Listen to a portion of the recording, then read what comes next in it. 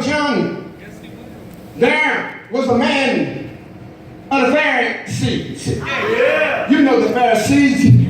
Pharisees was a group of people that were, most of them, were lawyers. They claimed to know more than the average person. Have you ever run into a person that you just couldn't tell them nothing? They were know-it-all addicts. They knew everything. You could tell them that, you know, it's getting ready to rain. They would say, no, it's not going to rain. It's just going to be some the moisture is going. Precipitation is going to fall. It's going to have just a little dew on the ground. The dew is going to rise up into the clouds and it's going to cause the clouds to send down some wetness. All right, Pastor. Amen.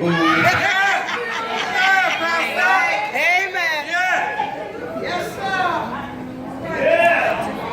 They just know everything. You can't explain nothing to them.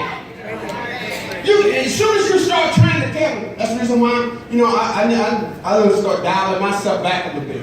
Amen. Because the fact is, you can tell them, well, I'll tell you what you do. This is what you need to do.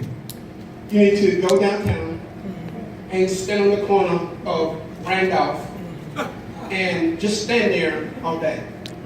Well, you know, what I think would be better to do is to stand on Michigan. Because Michigan have more folk coming by. Do y'all follow what I'm saying? Yes, sir. No matter what you say, they are counter reacting to what you say. If you say go, they say no, you don't need to go. You actually need to win. You need to win. No, you don't really need to go. Really, you need to come. Yeah, just the opposite. So these particular guys were Pharisees. They knew the law. So they thought. But you know that Jesus at this particular time wasn't dealing with the law. Sometimes when we try to figure out God and try to intellectualize Him, your education is not high enough to intellectualize God. Well, if it is, why don't you tell me about this? Why is it that you can have a black and white cow that will be in a field, that will be grazing on green grass, and then later on you can take him to the barn and milk him and he will give white milk? When you start to explain to me why that is, then I might start listening to you. So these Pharisees said to Nicodemus, which was a Pharisee. Then he came to Jesus by night and said unto him, Rabbi, we know that thou art a teacher. That's where they messed up at right there. Because now they want to paint Jesus in a corner and say to him that you're just a teacher. Look at what they say. That thou art a teacher. And then give him this credit. That has come from God.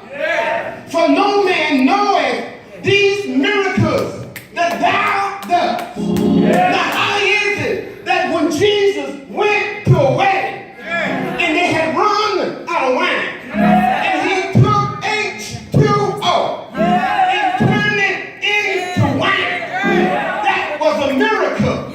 Or when he saw a man that was lame from his mother's womb and had been laying down 38 years and without a podiatrist anywhere, told him to get up and walk. Can you tell me how he could do it? So they gave him a little credit and said these miracles is only come from God. Now here's what they was trying to do. They were saying, we know that God worked miracles. And we know that God can perform miracles. But we're not sure about you. That's what they were saying. On the down low.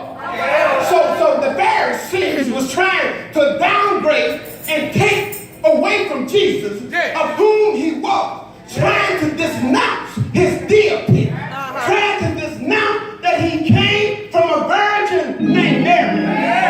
He was born in a manger, and now he can perform miracles.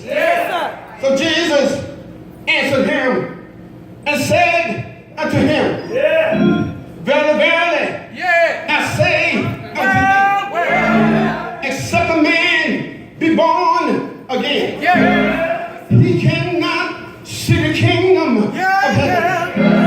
Well, I thought this Pharisee was so smart.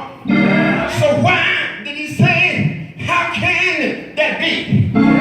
I'm too old to go in my mother's womb the second time and be born all over again. Jesus said, no, that's not what I'm talking about.